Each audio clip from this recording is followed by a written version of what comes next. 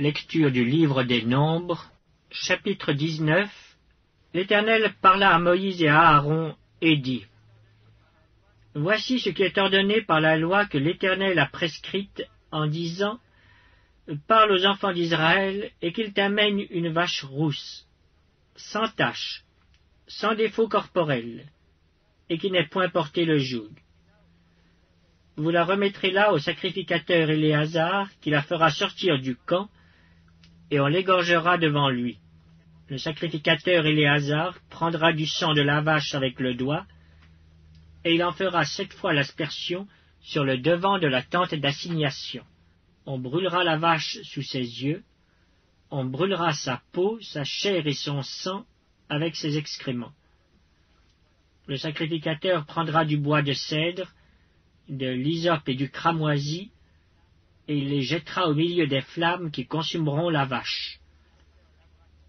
Le sacrificateur lavera ses vêtements et lavera son corps dans l'eau. Puis il rentrera dans le camp et sera impur jusqu'au soir. Celui qui aura brûlé la vache lavera ses vêtements dans l'eau et lavera son corps dans l'eau, et il sera impur jusqu'au soir. Un homme pur recueillera la cendre de la vache et la déposera hors du camp dans un lieu pur. On la conservera pour l'assemblée des enfants d'Israël, afin d'en faire l'eau de purification. C'est une eau expiatoire.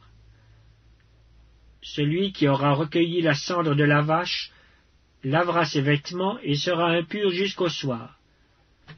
Ce sera une loi perpétuelle pour les enfants d'Israël et pour l'étranger en séjour au milieu d'eux. Celui qui touchera un mort, un corps humain quelconque, sera impur pendant 7 jours.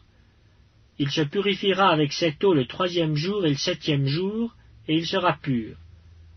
Mais s'il ne se purifie pas le 3e jour et le 7e jour, il ne sera pas pur.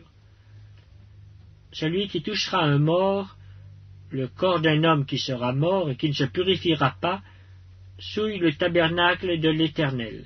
Celui-là sera retranché d'Israël. Comme l'eau de purification n'a pas été répandue sur lui, il est impur, et son impureté est encore sur lui. Voici la loi. Lorsqu'un homme mourra dans une tente, quiconque entrera dans la tente et quiconque se trouvera dans la tente sera impur pendant 7 jours. Tout vase découvert sur lequel il n'y aura point de couvercle attaché sera impur. Quiconque touchera dans les champs un homme tué par l'épée, ou un mort, ou des ossements humains, ou un sépulcre, sera impur pendant 7 jours. On prendra pour celui qui est impur de la cendre de la victime expiatoire qui a été brûlée, et on mettra dessus de l'eau vive dans un vase.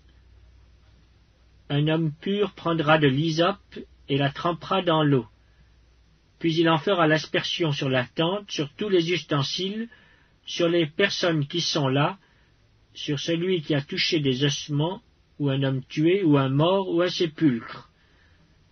Celui qui est pur fera l'aspersion sur celui qui est impur, le 3e jour et le 7e jour, et il le purifiera le 7e jour.